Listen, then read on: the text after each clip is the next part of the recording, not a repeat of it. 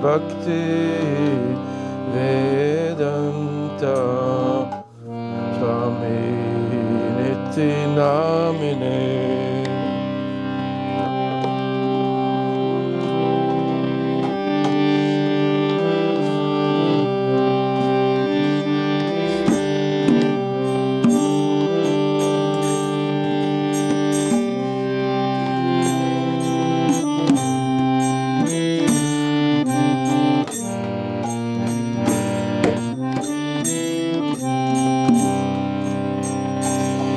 Namaste Saraswati Deve Gauravani Pracharine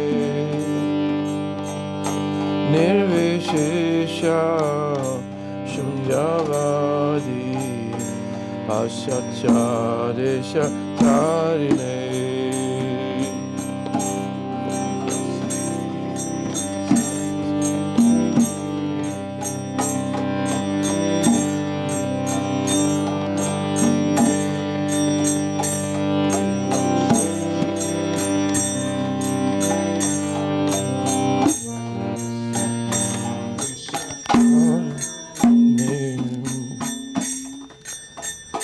Jaya Shri Krishna Chaitanya Prabhu Nityananda Shri Advaita Gadadhar Shri Vasadi Gaur Bhaktavinda.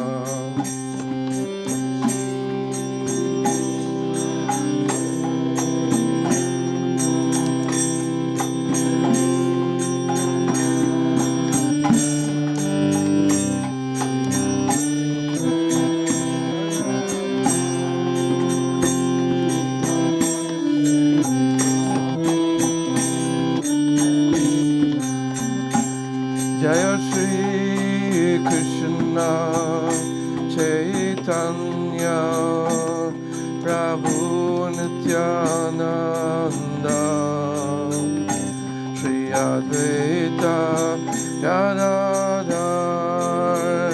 Shri Vasadi Gaura Bhaktavinda.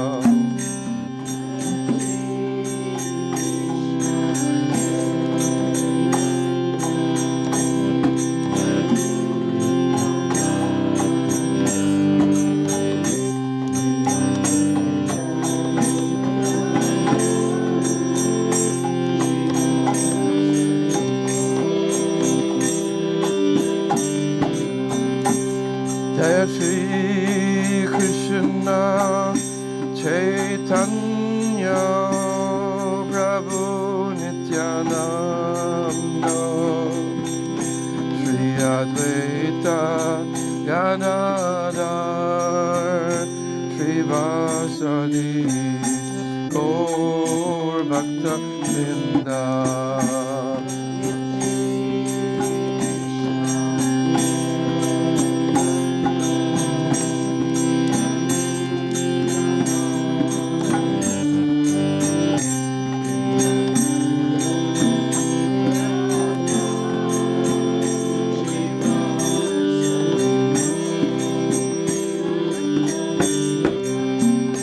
Jaya Gaura Bhaktavinda.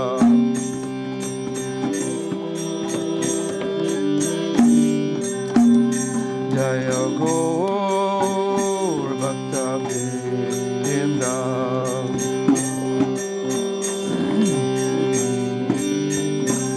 Hare Krishna, Hare Krishna, Krishna Krishna, Hare Hare, Hare Rama, Hare Rama, Rama Rama, Hare Hare.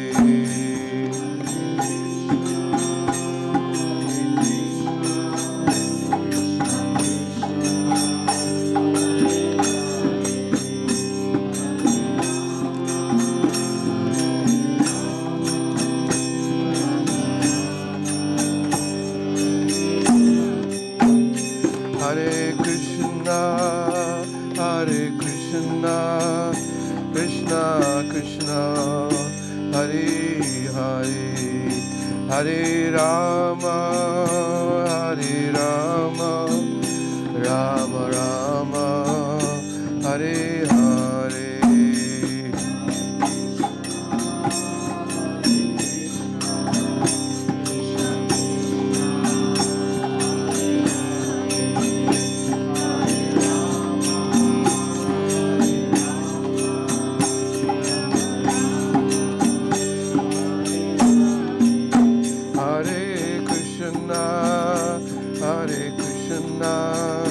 Krishna Krishna, Hare Hare, Hare Rama, Hare Rama, Rama Rama, Hare Hare.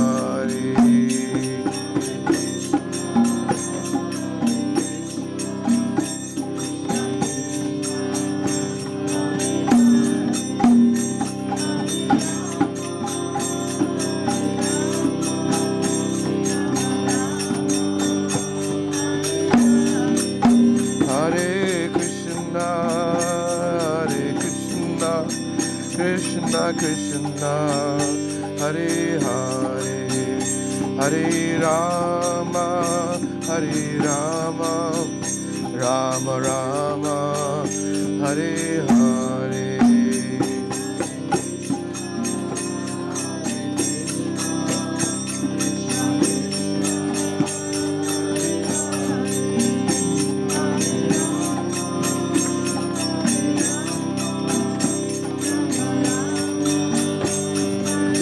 Hare Krishna, Krishna Krishna, Hare Hare, Hare Rama, Rama Rama, Hare Hare.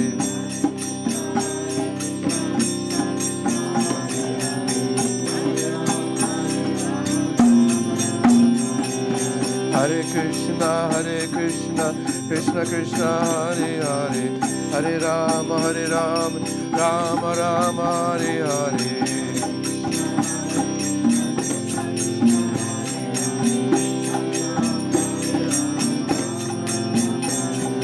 Hare Krishna, Krishna Krishna, Hare Hare, Hare Rama, Rama Rama, Hare Hare.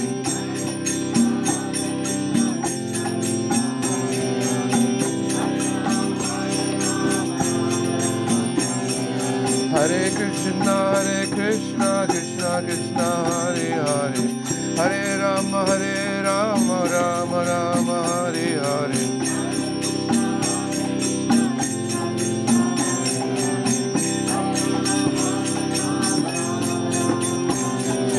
Hare Krishna, Krishna Krishna, Hare Hare, Hare Rama, Rama Rama, Hare Hare.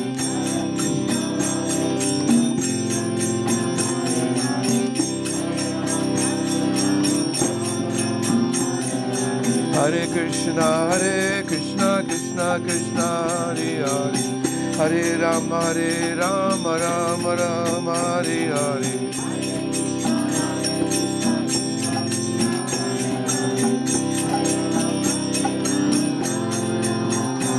Jayo Gauranitai, Jayo Gauranitai, Jayo Gauranitai, Jayo Gauranitai.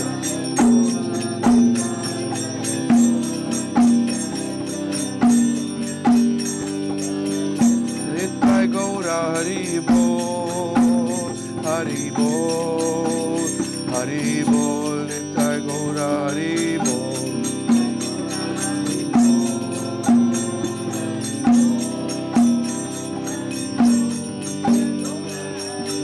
Jayo Prabhupada, Jayo Prabhupada, Jayo Prabhupada, Srila Prabhupada.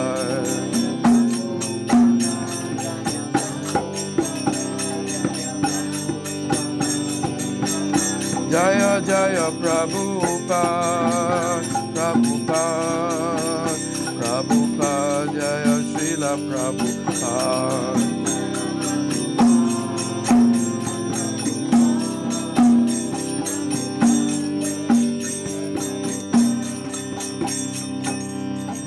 Srila Prabhupada ki jai. Shri Shri Gauranitai ki jai. Gaura Premanande.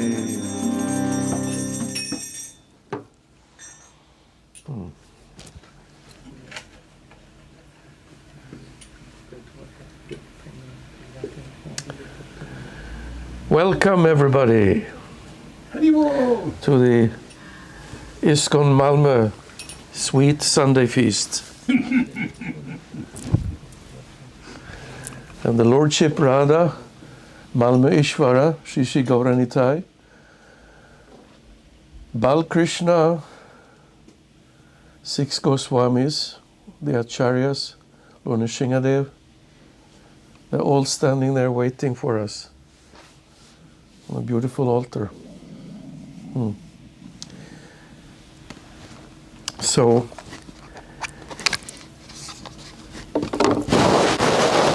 I will speak a little bit, I think. Om Agyana Timrandasya Gyanangana Shalakaya Shakshurun Militam Yena Tasmai Shri Gurave Namaha Mukam Karote Vachalam Pangum Langayate Girim Yat Kripatamaham Bande Shri Gurum Ninataranam.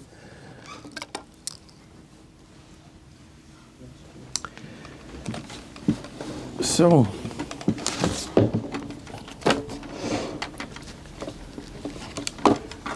today's topic is the journey of the soul. And one journey is described by Shri Krishna in the Bhagavad Gita, we all know. So please repeat.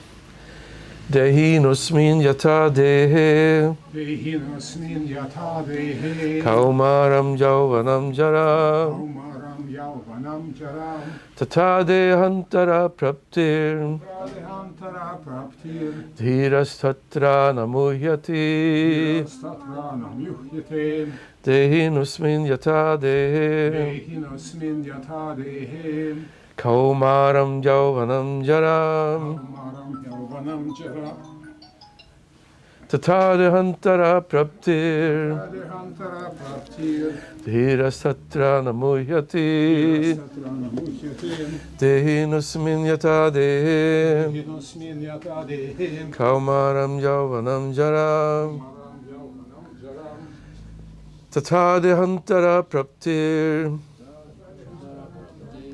Dhiras tatra namuhyati.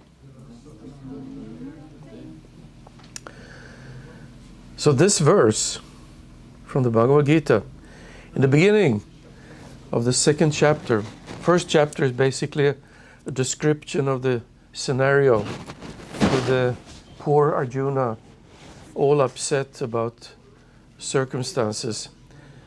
And then to enlighten Arjuna, the first thing Krishna starts to talk about is that the embodied soul is traveling or wandering in this body from Kaumaram, childhood, Jauvanam, youth, to Jara, old age. And then Tata Deha, Anta Deha means the material body, Anta means the end.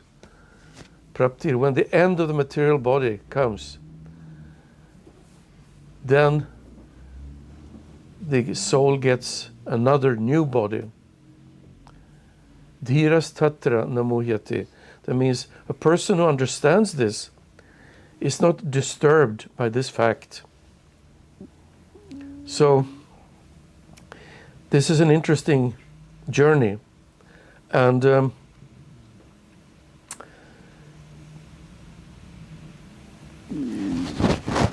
Krishna started to tell Arjuna who he really is, and that he is not this material body, because the material body has a beginning.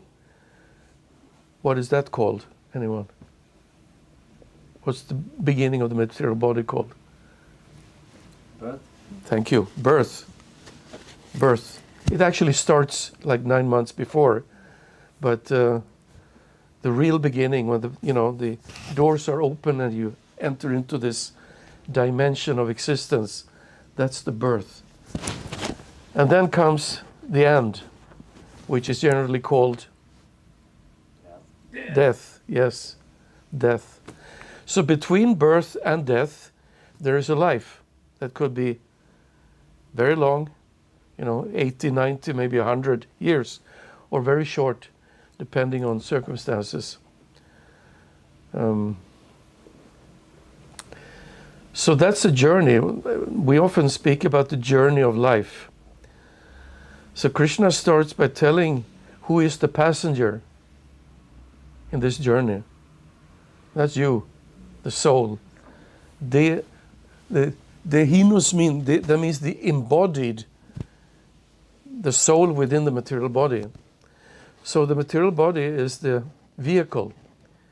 When you go traveling in this world, we generally need a vehicle, like a bicycle, right? Or a car, or a bus, or a boat, or an airplane. And sometimes, once I was in a submarine, that was also a vehicle. Yeah, it was like a tourist place in Gran Canaria.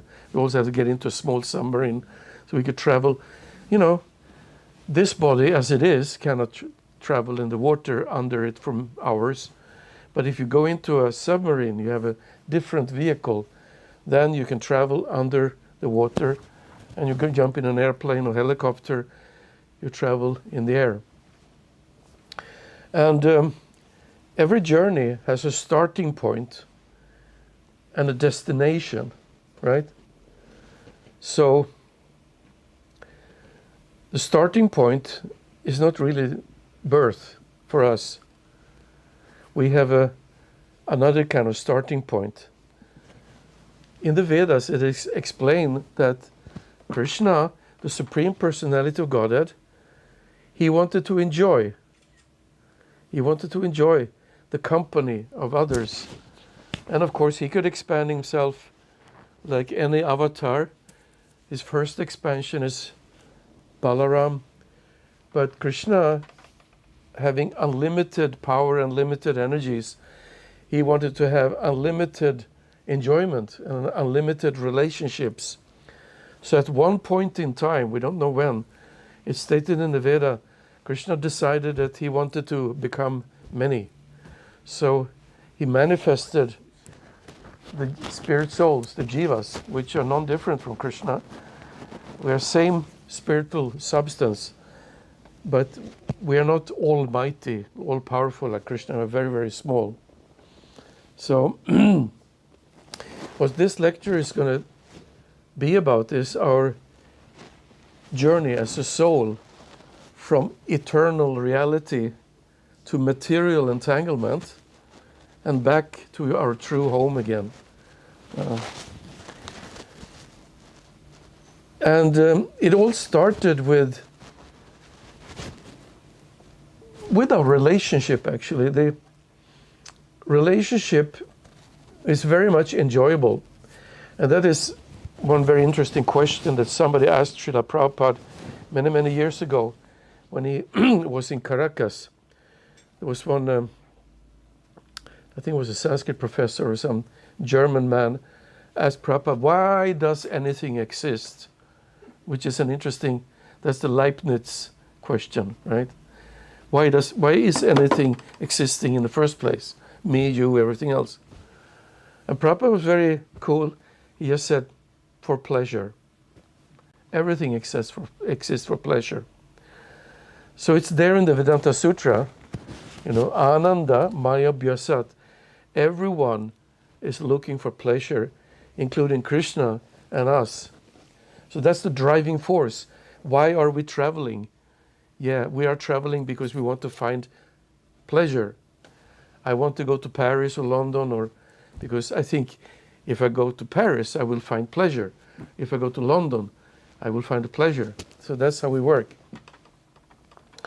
So we are all pleasure-seeking beings, and that's why we are traveling. And the best pleasure comes in relationship with, other persons. like love could be very pleasurable. When you're in love, there is so much pleasure. And even so, there could even be happiness.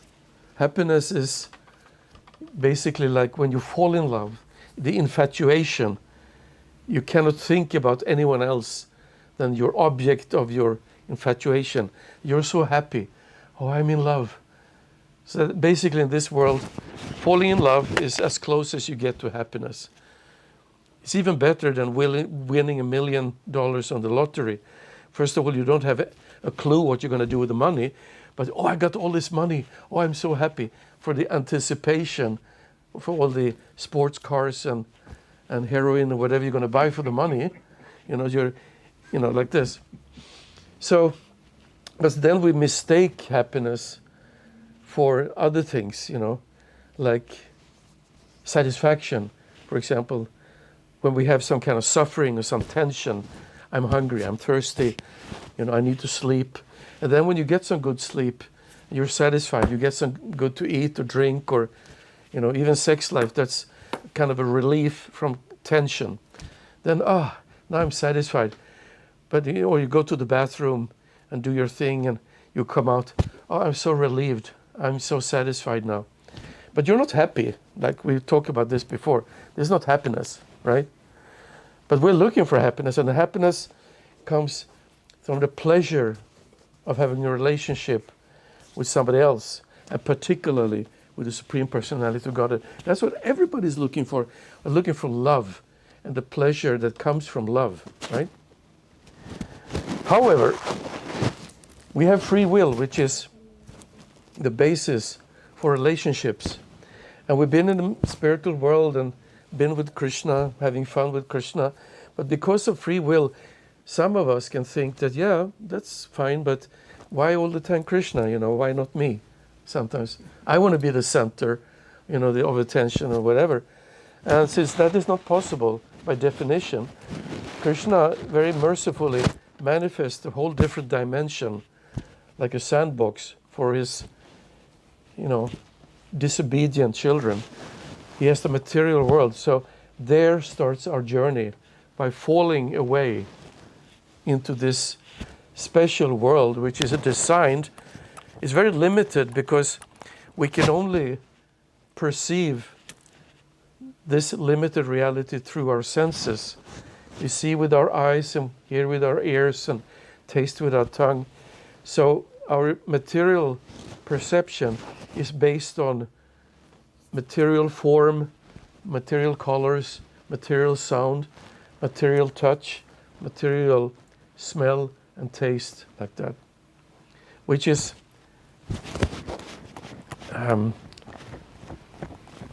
inferior to the transcendental reality, which is superior. It's beyond the senses. And, to be able to contact object of the senses, I want to feel this thing here. So I use my sense of touch, and now I feel it, right? I want to hear something. I want to hear, some person here. So then I say something to me. Yeah, say, now I hear. I want to taste something. Then I feel, now I taste. This is how you have to contact. But then you want to see Krishna, you want to taste Krishna. That's not possible with material senses because it doesn't have a material form or material taste or material color or smell or even sound. Krishna is transcendental. So how do you perceive, God? You do that through service. Sevan mukke hi jiva dao. Because it said, Atashri Krishna namadi nabhavet grayam indriya. Not with the indriya, with the senses. Sevan mukke hi jiva dao. Swayam eva spuratyana. Then, by pleasing Krishna through service, then you can perceive him. That's interesting. You hear sound, you feel touch, you see form and color, and you perceive Krishna by serving him. That's the secret. So to be able to do that, first we have to realize that we do have this eternal connection Who am I? I'm the servant of Krishna. That's called sambandha in Sanskrit. We realize that there is a sambandh between Krishna and me. And then when we know that, we have a relation. So how do I act in that relationship? That's the next step. How do you practice serving Krishna? That's called abhideya. You can do that in different ways. And there was a great question asked in the beginning of Srimad Bhagavatam by the sages to Sutta Goswami. And they were listening about Maharaj Parikshit. He was just about to die because he had 7 days left to live. So they were asking, what should we do if we're about to die? What is the best thing one can do? I'm being a spirit soul, yes, I know, but how shall I act as a spirit soul? And then the answer was Savai Pungsam Parodharmo.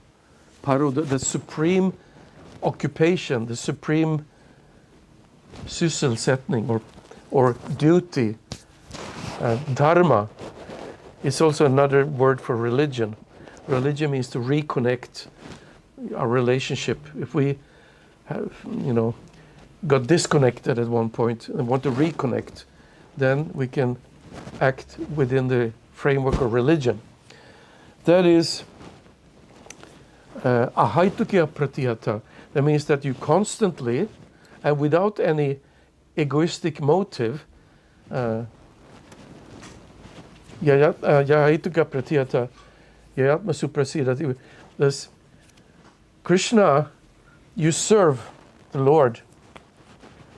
That's the supreme yato bhaktir adhokshaya. Savai pungsantaro parodharmo yato bhaktir. You engage in devotional service. But now we're talking the topmost platform, that which really makes you happy, deep in the core. And you ultimately will reach the third stage called prayojana. That means prema, Krishna prema, pure love of God. So anyway, let's backtrack a little bit. We misuse our free will and thinking, I want to enjoy independently. Why should I enjoy with Krishna? I just go and, be myself, try myself hard. So Krishna, yes, please enter into this material world. And immediately 2 things happens. Number 1, you forget who you are. You forget your spiritual identity as Krishna's servant. Because if you all the time think that I'm Krishna's servant, how can you try and go independently and try this and do that? And so that's it's called avaranatmika klesha. That's one aspect of the external energy of Maya that covers your true knowledge, right? And then the second component of Maya is called prakshepaknika klesha. It distracts you from your true function, from your parodharma, from yato bhakti radhokshaya. You're not into serving Krishna, you're into serving your senses, serving your body. You're totally distracted. So that's very clever,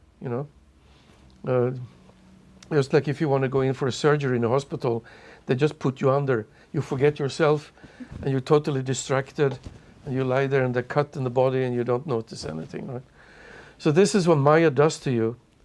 And the whole endeavor, the whole travel of the soul is this kind of different experiences, because you've been covered by different material bodies, 8,400,000. You end up in the cycle of birth and death, the samsara, and you're free to try to seek your pleasure as a monkey or a plant or a bird or a demigod or insect or an aquatic, or there's so unlimited many vehicles that you can become the passenger of. Each lifetime is one separate segment of your journey in the universe, from one birth to one death. And after traveling with so many different bodies, if you're very fortunate, you can receive a human body. And with the human body, you get superior intelligence. You're not just acting on the materialistic or animalistic platform, because at least as a non-moving, as a moving living entity, you need to make sure that you take care of your body. That includes human beings. So there are 4 things you need to do. First of all, you need to get nourishment. You need to eat. Prabhupada, I was just listening to a class last night. Prabhupada said, there's no eating in the material sense in the spiritual world. You don't have to give food to survive because you have your svarupa, you have a spiritual body. But in order to survive in the material world, you have to eat. And you have to sleep. There's another need of the body, right? And then you also have to protect it. You have to defend from different threats coming like this. Hare Krishna, welcome. So, and also you have to produce new bodies because this whole unit here in the material world, it's self-sufficient. So all the bodies, they generate new bodies. So there has to be mating. So these are the 4 materialistic principles that all the living beings are going through. They have to eat, they have to sleep, they have to mate, and they have to defend, protect themselves, right? Unfortunately, if you're a human being and only do that, then you're on the platform as an animal. Because the animals do it and we do it. We maybe do it in a more sophisticated way, but if you don't do anything outside of this, something higher, then we're basically what Bhagavatam called Dvipada Pashu, 2-legged animals. So we don't want to be that. We want to take full advantage of the God-given human form of life. It's like winning the lottery. So, in a letter to a devotee called Mahapurusha, 1970, Srila Prabhupada wrote, so far the conditioned soul is concerned, if he does not take advantage of the opportunity to elevate himself to Krishna consciousness and chooses to misuse his independence, then he will remain conditioned as the Lord will allow him to fulfill those desires.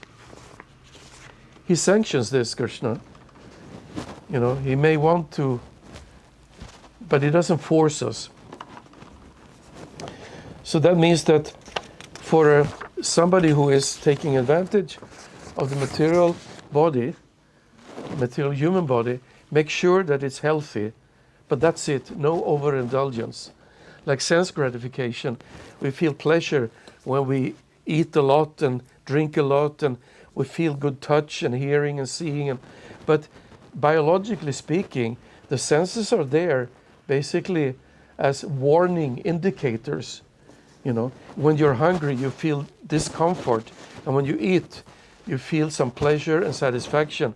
That means that the suffering and the need has been satisfied. And that's it. Eating too much doesn't make you happy, right? And sleeping the same. When you're tired, the body signals, oh, I need to sleep now. And then you go to sleep. And you sleep as much as the body needs.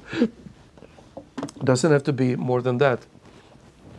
And what to speak of mating and defending. So the idea is that you learn these things. But jnana, you gradually remove the covering that was placed on you. You come to know yourself as a spiritual being.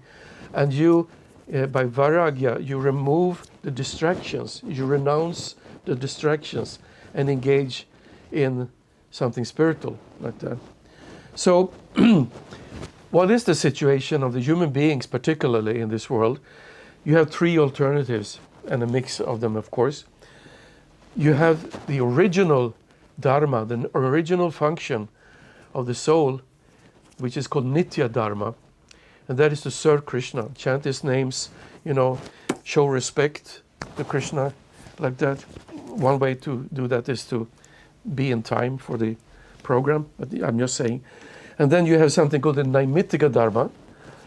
That is a temporary pious religious duties which is aligned with your particular body. You have a certain vehicle through your travel as a human being through one lifetime. And that is your Varnashrama Dharma, or the Naimittika Dharma, the temporary or circumstantial Dharma. That has a particular role. And then the third category, that is simply called adharma. Anyone knows what adharma is? Yes? Somebody who doesn't follow dharma at all. They don't care. Dharma, Krishna says, this is Dharma to Sakshat Bhagavat Pranita. Krishna, the Supreme Personality of Godhead, He is the one that gives you those duties in the Shastras, the Dharma Shastras, even in the Ten Commandments in the Bible, in some sections of the scriptures of the Jewish people or the Muslims. There is Dharma presented, that you follow this. That doesn't really mean that you become very devoted to the Lord, but at least you become a civilized human being. You play by the rules, you know. Because you should know that in your journey, you're not alone. There is a guide. There's a reseledare, you know, travel agent following you in the heart. He sees exactly where you want to go. He's like a navigator. So, Upadrashta Anumanta, he monitors everything you do and all your desires. And then he provides you with the next step in your pursuit of happiness, you know. So, if you recognize that this guy, he doesn't care for Dharma, well, then you get an excess of misery and suffering and hellish condition. And instead of elevating yourself, you degrade yourself, you know. Papa Yonishu, you take your birth in sinful species, and you can again be cast into the animal kingdom or the plant kingdom if you don't care for Dharma. But most people have a sense of justice, a sense of Dharma. And what happens when you follow Dharma, you gradually accumulate something called sukriti. Kriti comes from the word, you know, karma, krita, and kriya. So su means good, beneficial. So if you're a good person, even if you're not a devotee of God, but you behave civilized, you help others, whatever, you gradually accumulate a little bit of good effects. You accumulate good karma, we can say, sukriti. And then something really interesting happens. After accumulating enough sukriti, Krishna may decide this person is actually ready to get in contact with some bhakti. So he will put you in contact with the devotees, Vaishnava Sangha, which plays a crucial role in every step of this journey of a devotee. From the first, it says, Brahmanda Bhumite Kona Bhagyavan Jiva. You have been traveling throughout this Brahmanda. Anda means the egg of Brahma. Brahma is the supreme living entity. So for many, many unlimited lifetimes, you have assumed different vehicles and traveling in different lifetimes. But then, Guru Krishna Prasadapai Bhaktilata Bija. Krishna decides now he is eligible. The word is used is eligible, means he's qualified to get in touch with sadhus, with Vaishnavas. When you're with Vaishnavas, you will automatically engage in devotional service. Like hearing about Krishna, Krishna says in the Bhagavad Gita, the one who studies this dialogue between me and Arjuna is actually worshipping me with his intelligence. So when you hear about Krishna, that's one of the 9 major processes of devotional service. Shravanam. And then when you sing Krishna's glories, you engage in Kirtanam. And maybe when you go away, or you're reading books, you smaranam, you remember Krishna. And you can pray, and you can do so many things. So the contact with devotees, with Vaishnavas, particularly with pure devotees, which we can contact anytime we want, any time of the day, just by opening up one of Srila Prabhupada's books. You get direct contact with a pure devotee who tells you about Krishna. Then you make further advancement. You clean your heart from the covering and from the ignorance, like this. Cheta Darpana Marjanam. You clean the mirror of the heart. And when the mirror is clean enough, you will be able to see your true spiritual self as the spiritual servant of the Supreme Personality of Godhead. And you will also see the Supreme Personality of Godhead. You see yourself and you see God. That's the thing. So following Dharma, Varnashram Dharma. We can just speak a little bit about that briefly. It's basically, you have 4 classes of people. You have the Brahmanas. They are very, very few. They are categorized by certain qualities, like goodness. They exhibit self-restraint. They control their senses.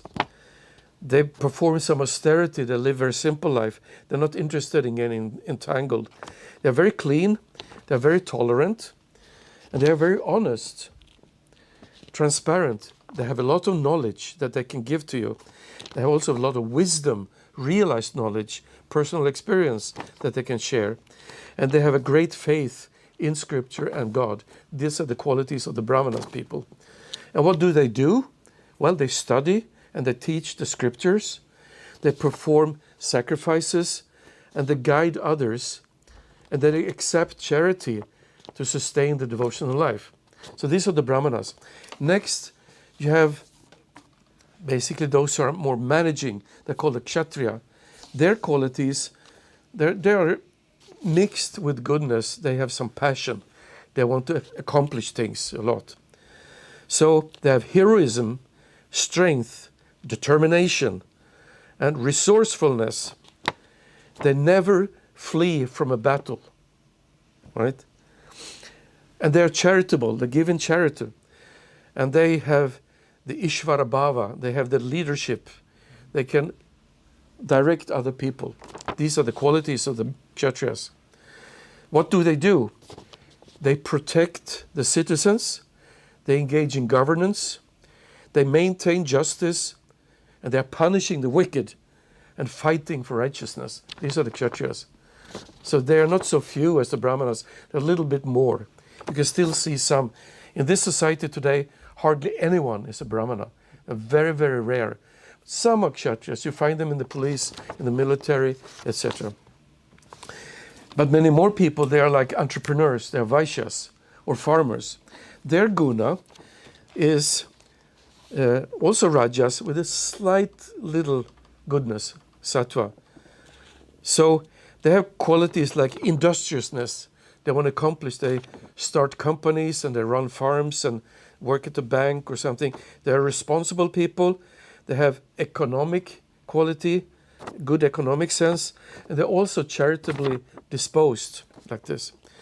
What they do? Agriculture, protect the cows, trade and commerce, and they generate wealth for the full body of society. While the Brahmanas are like the head, the Kshatriyas are like the arms, the Vaishyas is like the treasure chest, the what they call the pantry, where all the food has been stored, nourishing the rest of the body. And the Vaishya, they support the temple and the Brahmanas. And finally, Kalau Shudrani Sambhava. Basically, everyone born in this age of Kali is a Shudra. There's nothing wrong with that, because at least the Shudra has one very good quality. They're very used to serve others. So the service attitude is there. So the quality of a Shudra is basically ignorance. They don't know much about the higher transcendental things. And it's mixed with a little bit of Rajagun, a little bit of passion. They have the quality of service-mindedness. They want to help, they want to serve. They are loyal. They have some humility. And they are simple-heartedness. That's the Shudra. And what do? They serve the higher Varnas. They exert labor, craftsmanship, and practical assistance. And there's also special dharma for Stri. What means Stri? Women, yes. Stri, their qualities, they have a lot of sattva generally, which stabilize Raja. They're naturally endowed with peacefulness. I'm not speaking about everybody. There are some really disturbing ladies around as well in the society. But they're generally quite peaceful and patient. They have some devotion to family and to other, and chastity. There's also, we're talking about the upper level of the dharmic women. They're compassionate and they're service-minded and nurturing. They nurture children, nurture the family. What do? They support the family dharma. They care for children, serving husbands and elders, inspiring bhakti in the home environment, like this. And then we have the last description is of the antyajas. Aja means born, and anti last or lowest. Those low-born human beings, which are outside of the varnashram system. You'll probably smile because this is a description that fits most of the people who meet on the street. Anyway, their qualities are uncleanliness, dishonesty, thievery, atheism, quarrelsomeness, lust, anger, and greed. Right? These are those who are antyajas. Those are the low-born. What do? Their acts are marked by uncleanliness, dishonesty, thievery, atheist, purposeless quarrels, lust, anger, greed. However, such outcasts have full eligibility to practice bhakti. Wow. The pure devotional service of the Lord, which transcends social stratification and is open to all who take shelter of it. So that even if we're a low-born Shudra, if we take shelter of bhakti, then automatically the purpose of the varnashram is fulfilled. And this brings me to the very last category of the pure spirit soul. All jivas, all the tatashta shakti, marginal, they are not only sattva, they are shuddha or vishuddha sattva, completely pure goodness in the original uncovered form. We are all eternal servants of Krishna, and the inherent qualities of the soul include devotion, humility, dependence on Krishna, and longing for his presence. What do these devotees do? They engage in eternal dharma, bhakti, hearing, chanting, remembering, worshipping, serving, surrendering to the Lord. Sarva dharmam parityaya. Krishna actually says, give up all this dharma thing. That means all the temporary dharma. It's not so important. Just surrender to me. That's important. So the whole idea is we follow our dharma, maintain the material body, keep it healthy, but not to exceeding, to what do you call this, overdoing it, overeating, oversleeping, overmating, all these things. Just surrender to Krishna. So this is the quality of the spirit soul, and that's when you come to the end of towards the end of this journey. But before that, we go through samsara, which is janma, birth, vyadi, disease, jara, old age, and mrityu, death. Everybody goes through this. Not everybody goes through old age. Some die young. But this is the whole cycle. And it's misery. The soul is sitting in the material body and senses all this suffering and the misery and doesn't feel very good about that. Samsara davanala lida loka. This samsara is like a forest fire. We sing every morning that in a forest fire everybody's burnt like this. But if we're lucky, by the mercy of the sadhu, the pure devotee, of the spiritual master, he draws water from the vast ocean of Krishna, the Supreme Personality of Godhead, and he pours this water in the form of rain above this forest fire, above our miserable existence, and extinguishes it. Tranaya karunya ganaganatvam. Karunya, that means the mercy of the spiritual master. So in this way, yes, we have to go through, birth, disease, old age, death, but it's all getting minimized when you follow your eternal dharma. Other things that are minimized is the threefold suffering, which also spices this whole cocktail. The adhyatmika klesha, all the suffering that you cause yourself, your body and your mind, by doing the wrong thing, eating the wrong thing, mixing with the wrong kind of, situations. You create a lot of suffering for yourself, bad habits. And then you had the adibautika klesha, the suffering caused by other living entities, snakes and biting insects, terrible people that beat you up, There's so many things externally from other living beings. And adidaivika klesha, all the suffering coming from the gods, like hurricane, drafts, floods, heat waves, all these things coming from divine power, we get with a bargain. So all arise due to our turning our way away from Krishna. That's the unfortunate situation. So the human birth is rare and powerful. Labdva sudur lavamidam. The Bhaktisiddhanta Saraswati was one of his favorite verses, that if you get the human form of life, don't waste it. Use it to the maximum capacity for serving the Supreme Personality of Godhead. Because material life, looking for satisfaction and pleasure, is there available in the most abominable species, like the dogs and the hogs and the camels and the asses. Even the stool-eating species, they have a good mating going on. Yeah. So this is the advice. You got a human being, treasure it if you have this body. So the real aim is to awaken our eternal function as servants, transcend the bodily designations, and resume our service to Krishna. So Krishna, he will arrange with sadhu sangha, even if it's just one day a week, an afternoon a week, that's fine.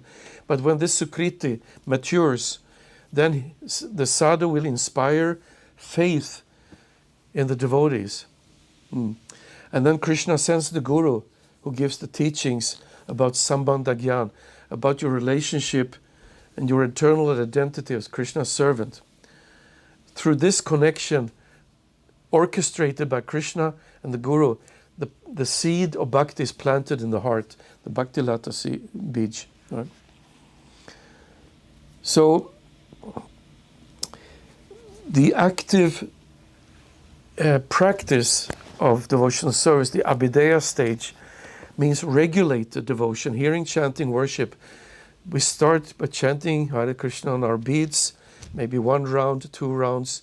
We come regularly to the temple or the center, offer our services, chanting kirtan. So this is called Vaidhi Bhakti. This is regulated and structured like this. After some time, you develop taste. You don't have to force yourself to chant or come to the temple. You actually develop a taste. Just, I want to chant, I want to come, I want to serve. And then you're gradually merging over to the next stage, which is called Raganuga Bhakti, which is more spontaneous. I want to do this, I want to decorate for Krishna, I want to cook for Krishna, I want to distribute books to people for Krishna, like that. They really feel, I want, like that. That doesn't mean that you stop the Vaidhi. Bhaktivinoda Thakur and others explain that even after you get a taste, you get more spontaneous about your service, you still continue the structured way of worshipping for your own sake, but also for the sake of being an example for others. And if you study the Nectar of Devotion, Bhakti Rasamrita Sindhu, Srila Rupa Goswami gives all instruction both about Vaidhi Bhakti, regulated, structured Bhakti, and spontaneous Bhakti, like that. And following Vaidhi Bhakti and Raganuga Bhakti, it culminates ultimately in Prema Bhakti, where Krishna would bestow you love of Godhead, pure love of Godhead. The soul would realize his personal preference. It's called Ishtadeva, his personal form. Because Krishna has unlimited forms, like Govinda, Gopal, like, Ramchandra, like Nrsingadev, Vamanadev, Kurma, Hamsa. There are so many forms. But devotees, when they get more mature and more spontaneously attracted to a specific form of Krishna, then the worship is adjusted to fit. I know devotees who are extremely attached to Raghunath, the Lord Ramchandra, and they want to follow in the footsteps of Hanuman, like this. Hanuman is the greatest devotee of Ram. Others are very much attached to Lord Nrsingadev, and they may want to follow in the footsteps of Prahlad Maharaj, offers beautiful prayers, some of the most beautiful prayers in the whole Bhagavatam to Lord Nrsingadev, simply to pacify him like this. So this is a whole travel where you start from, falling down, being plants and animals, and coming to a human being that maybe waste your life not following Dharma, and then you follow Dharma and for some certain lifetimes, and then all of a sudden the bhakti seed is planted, like it has been for all of you being here today. Then you can start with regulated devotional service, which matures into real taste, into spontaneous service, and ultimately you will be awarded love of Godhead. It comes in two shapes, basically, or three. One is the Aishvarya Bhava. That means that you love God in the mood of reverence and respect. That is the Vaikuntanath, Narayan, Vishnu forms. You don't get intimate, but you offer full respect passively or as an active servant to the majestic God. That's the Aishvarya Bhava. You may love Narayan that way. But then if you develop Madhurya, the sweetness love, then this majestic feature actually can become a barrier when you want to get closer to Krishna as a friend, like an equal, or even as a parent following the footsteps of Yashoda and Nanda, like this. You care for Krishna, or as a romantic lover of Krishna, where this is the Madhurya, the sweet. This is also still love of Godhead. It just comes in different packages and different flavors. And whatever kind of love you get, you feel totally satisfied. You feel total pleasure from your unique relationship with the Supreme Personality of Godhead. And then I should mention the third one, which is very special. That's when you love God in the Audarya mood. Audarya means magnanimity or generosity. Then you follow in the footsteps of Lord Chaitanya and his associates, because he was only into giving out knowledge and love of Krishna to anyone and anybody without qualification. He just invited, and this is the beauty of the whole thing. We don't care who you are. Keba Vipra, Keba Nyas, if you're Brahmana or Sannyasi or a Shudra or a woman or whatever, please take love of Godhead. Learn about Krishna, read the books, take prasadam, chant, hear. It's all free. You can come. Even if you didn't take a shower this morning as a Brahmana, come. We'll give you sab prasada. This Audarya mood. Lord Chaitanya has a special planet. And these are the special devotees who voluntarily choose to take a birth in the material world, just simply to collect the fallen souls, purify them, help them, inspire them in Krishna consciousness, and present them to Srimati Radharani. Look how nice servants these people have become. Please take them, present them to Krishna. And Radharani is very merciful. Yes, I will do. I see they do so much valuable service. Hey, Krishna, look. And he can't say no because he loves Radha so much. So whoever Radha is, like Prabhupada said jokingly, now we're getting too esoteric, but he said that we're worshipping Krishna just because he happens to be Radha's boyfriend. We are followers of Srimati Radharani. We are Rupanugas, following the 6 Goswamis of Vrindavan. This is what we want as devotees. Give Krishna consciousness to everybody without discrimination. They may be a Jagai or Madai or whatever. Here, just come, just take. That was the mood of Srila Prabhupada. He just opened the doors for everybody. People came to his place, they were drunk, stinking, taking drugs. Somebody came with he was kind of thieving some toilet paper, and he came and gave it to Prabhupada. Very nice, very nice. Somebody came in and disturbed his lecture. They're drinking wine, and Prabhupada says, Bhagavad Gita, Krishna, I'm the taste of wine. Think of Krishna when you drink your wine. That's the special mercy of a selfless Vaishnava, one in the Audarya mood, completely selfless to other living beings. You're also selfless when you worship Narayan or when you worship Krishna more intimately. But that's the topmost platform of selfless love. So as followers of Sri Chaitanya Mahaprabhu, his devotees are drawn to this audarya bhava, magnanimity, generosity, where prema is distributed freely, even to the most fallen. So you can see what power bhakti has. Narada Muni, he started off as a child, and by providence, he was helping his mother, serving the great sages, and he could taste the remnants of their food. And then in the next life, he took birth as Narada Muni, the universal space man, traveling everywhere, playing on his veena. You have Shukadeva Goswami. He was a fully self-realized impersonalist. He didn't want to come out in this world. He renounced it all. So he stayed in the mother's belly for 16 years. But then he came out, and then he became a Vaishnava, and he spoke the most beautiful Srimad Bhagavatam to the sages at the bank of the Ganges and to Maharaj Parikshit. So these stories embody the transformation from Sukriti to Prema. Narada Muni collected Sukriti, and Shukadeva Goswami collected Sukriti also. He heard the Bhagavatam in the womb from his father, Srila Vyasadeva, and then he went out in the world completely oblivious, and he was a pure devotee of Krishna. So we've been talking about misuse of free will to adharma, breaking all the religious laws and being a complete idiot and causing suffering to yourself and others, and to the regulated dharma, that according to the particular material body you have, if you're, Kshatriya, Vaishya, Shudra, or, a woman or something, in this material world, in this lifetime. And then you accumulate this Sukriti, and then the sadhu and the guru, they give sambandha gyan, knowledge about your relationship, and Krishna and the guru plants the seed of bhakti in your heart, like this.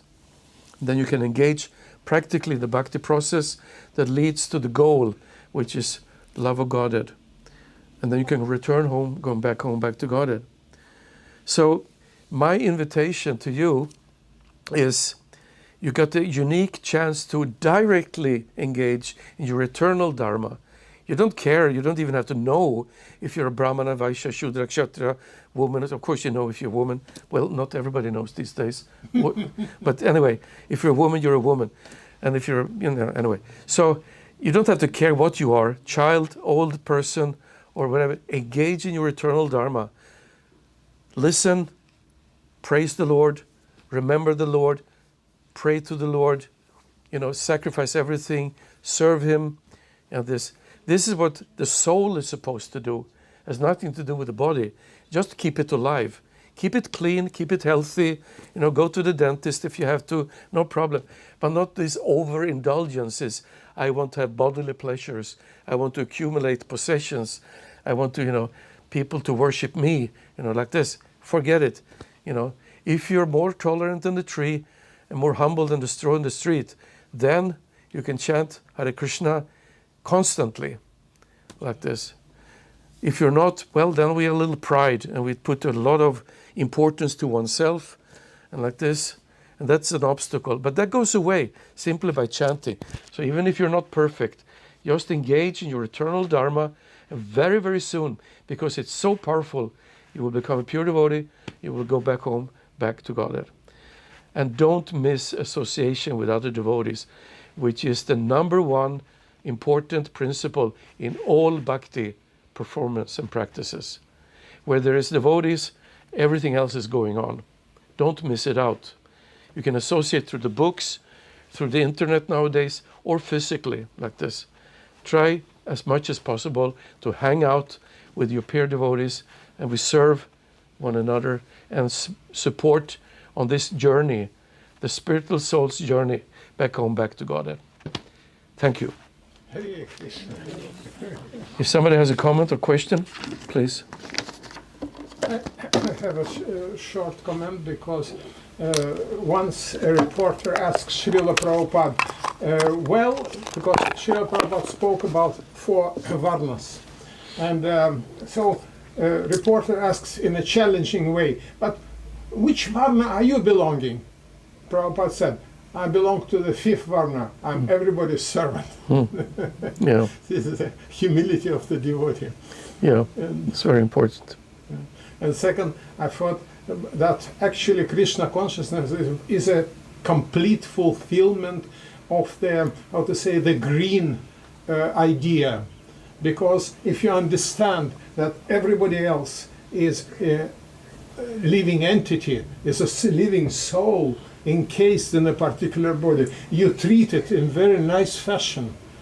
No undue violence, you do not harass animals, you do not kill them necessarily, and so on and so on. It's just like an absolutely logical thing. You understand it, you behave nicely. There's no other way. Because it's against your best wishes. Yeah, because we are part and parcels of Krishna. So every one of us are his sons and daughters, so to speak, spiritually. So therefore, we should be specifically friendly to the fallen, those who have the worst conditions. Devotee is Patita Pavana, is the friend of the fallen, like this. So sometimes pride can come in the way. We think, oh, I'm so qualified, devotee, I know all the mantras and all this and that, but Krishna doesn't like pride at all. So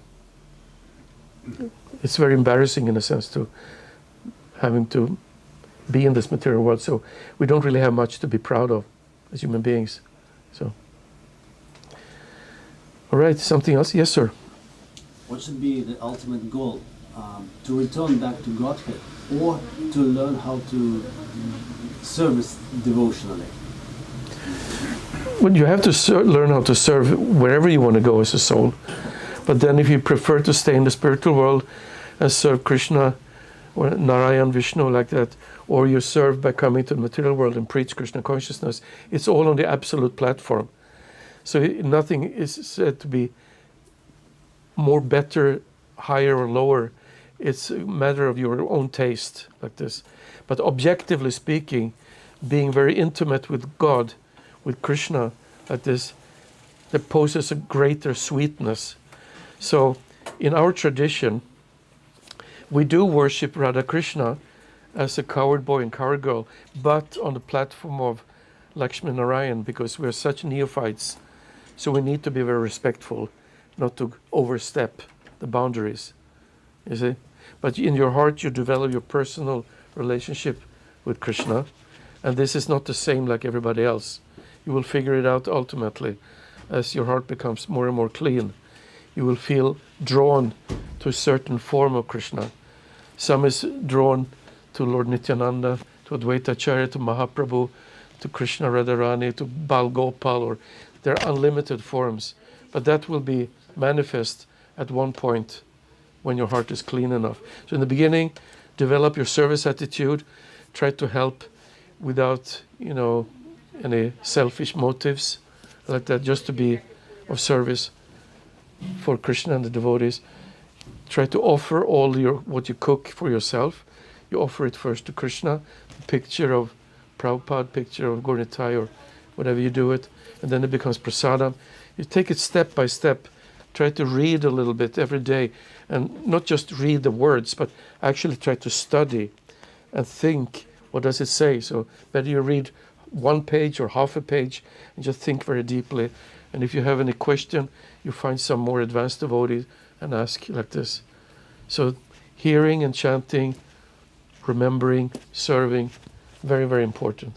And you will notice very quickly how you make advancement.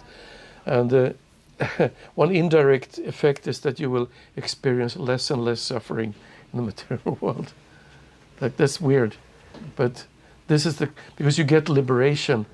You pay for one, but you get two, so to speak. You're automatically liberated along the journey. So,